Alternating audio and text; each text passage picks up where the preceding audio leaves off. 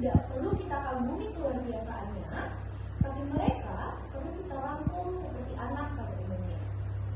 Bapak Ibu, 5 bulan yang lalu, saya menjadi guru les. Saya mengajari seorang anak perempuan yang mengidap autisme. Saya ingat betul bahwa di saat itu, ia berusaha untuk menyapa teman-temannya dengan caranya yang antusias. Namun, sedihnya, tidak ada satupun anak di rumah itu yang berusaha untuk merespon balik dirinya seolah ia tidak berada di satu ruangan yang sama seperti mereka. Di saat itu saya sadar, tidak cukup jika hanya saya yang selalu menghampiri dia dan menyapa balik dirinya, tetapi sistem lingkungan yang sejak awal sudah menerima dirinya. Hal itu tidak mungkin hanya terjadi kepada orang di sekitar saya. Apa yang Anda lihat sekarang adalah kasus-kasus yang terjadi kepada mereka yang merupakan anak berkebutuhan khusus. Dan dari situ saya mengangkat meruntuhkan sekat perbedaan melalui inclusion link bagi anak berkebutuhan khusus. Jika ini tidak terjadi kepada anak berkebutuhan khusus di sekitar saya, maka juga akan terjadi di sekitar saya. Mungkin kita lihat, disabilitas tidak hanya anak yang merupakan stigma di masyarakat merupakan cukup penyandang disabilitas, tapi mereka yang merupakan orang yang memiliki hambatan belajar, bahkan hambatan dalam perkembangan mereka. Selain itu, menyebabkan mereka menjadi kelompok rentan, sehingga mereka gampang tereksploitasi, diskriminasi yang masih terjadi, atau bahkan pelecehan seksual yang tidak kamu sadari yang terjadi kepada mereka. Tidak hanya terjadi di sistem lingkungan kita, tapi juga terjadi pada sistem pendidikan. Anak berkebutuhan khusus beresiko 36% putus sekolah jika kita bandingkan dengan anak umumnya yang hanya 8%. Terjadi sekitar 4 kali lipat gap di antara mereka. Angka yang besar bukan? Selain itu, ketika mereka berusia 16-18 tahun, mereka mengalami kerentanan yang sangat lebih besar, sekitar 69%. Bahkan, solusi itu sudah hadir di lingkungan kita. Sudah ada SLB atau sekolah luar biasa yang hadir di dalam lingkungan kita, namun sayangnya terbesar 41,19% sekolah luar biasa hanya berada di Pulau Jawa. Lalu bagaimana dengan anak-anak berkebutuhan khusus yang tinggal di luar Pulau Jawa? Apakah mereka bisa mendapatkan akses yang sama seperti mereka? Terdapat ketimpangan akses di dalam hal ini. Bahkan di undang-undang kita sudah menegaskan bahwa anak berkebutuhan khusus berhak mendapatkan pendidikan yang setara. Jadi pertanyaannya, apakah sekolah luar biasa benar-benar menjawab dari sistem inklusi yang ada di Indonesia? Bahkan terjadi ketimpangan antara guru pendidikan khusus yang kurang di negara kita. Dilanjutkan dengan ketimpangan struktur yang bahkan sampai saat ini banyak sekali fasilitas yang belum mendukung untuk mereka memiliki hak yang sama maupun di sekolah luar biasa ataupun di sekolah umum. Dan terakhir, minimnya pendanaan dan mengakibatkan mereka tidak mendapatkan hak yang sama seperti itu. Dari situ saya percaya bahwa tujuannya bukan untuk memisahkan, tapi untuk menyatukan mereka. Melalui inclusion link, sebuah ekosistem pendidikan yang nantinya akan merata ke seluruh sekolah yang ada di Indonesia. Mungkin sebagian dari kita akan bertanya, apakah anak berkebutuhan khusus itu layak disekolahkan dengan anak pada umumnya?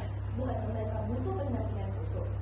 Pertanyaan itu valid, tapi itu berhasil dijawab oleh negara Portugal. Mereka menerapkan pendidikan inklusi di mana sekolah luar biasa di sana akan dikonversikan menjadi sekolah umum dan menjadi pusat pembelajaran untuk guru pendamping di sana dan menjadi pendorong untuk masyarakat untuk sekolah-sekolah umum. Hasilnya signifikan, sebesar 99,89% siswa disabilitas bersekolah di sekolah reguler dan angka putus sekolah turun hingga 10%. Dari situlah inclusion link hadir untuk mengadaptasi sistem yang ada di Portugal. Melalui inclusion link, kita akan melewati 4 lapisan. Perannya adalah untuk sistem akan adanya sanksi sosial, sanksi dana bos jika sekolah di Indonesia tidak menerima anak berkebutuhan khusus dengan alasan tertentu. Begitu menyediakan guru pendamping klaster, dan sekolah luar biasa itu akan dikonversikan menjadi pusat pembelajaran untuk guru pendamping klaster dan akan disebarkan di seluruh sekolah yang ada di Indonesia. Dan peran Kemenkes serta Posyandu, mereka akan mengidentifikasi sejak dini penyakit yang dialami anak berkebutuhan khusus, dan datanya nanti akan dikonversikan sebagai pemetaan data dan kebutuhan layanan bagi kita.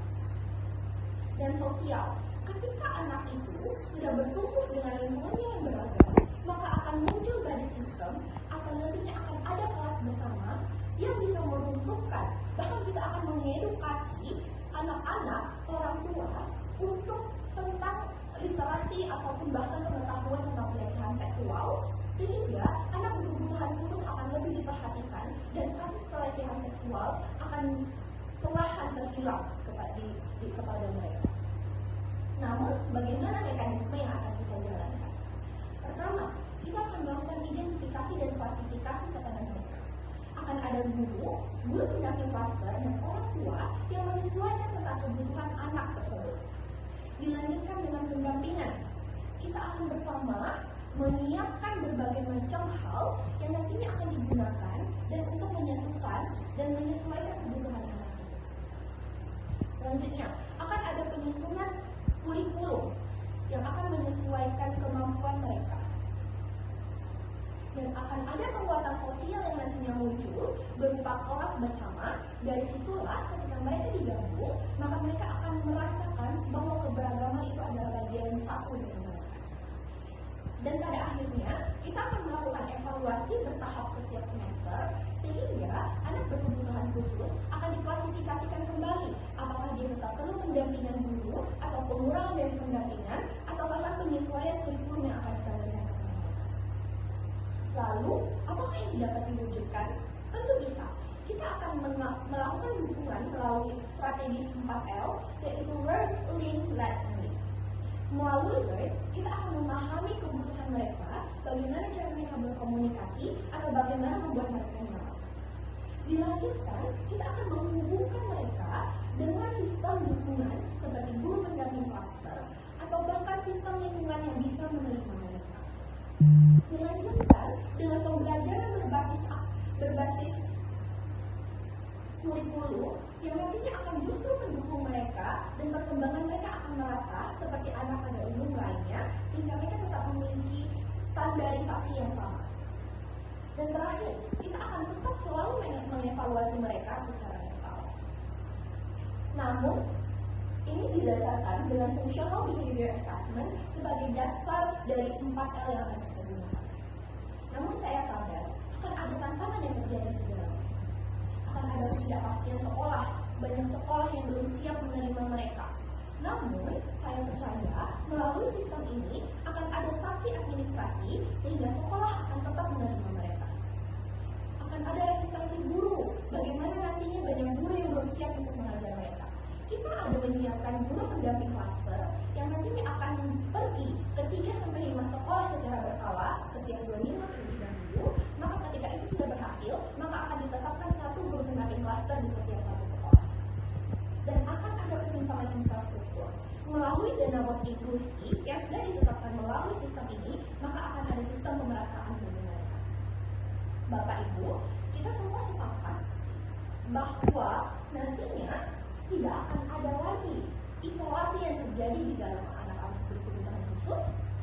Tidak ada lagi mereka yang terpisah dari masyarakat, tetapi terbentuknya sebuah inklusi, terbentuknya sebuah keberagaman bagi mereka, tidak ada yang membedakan mereka, dan juga runtuhnya perbedaan yang merupakan salah satu bagian dari kita. Bapak Ibu, kita semua sepakat bahwa inklusi bukan tentang mengenal mereka di ruang yang sama, tapi menentukan sekat yang membuat mereka merasa asing di dalamnya. Anak berkebutuhan khusus tidak bisa memilih untuk mereka dilahirkan seperti itu, tapi kita bisa memilih untuk memberikan mereka kesempatan yang sama, karena mereka berhak, dan itu adalah bagian dari mereka.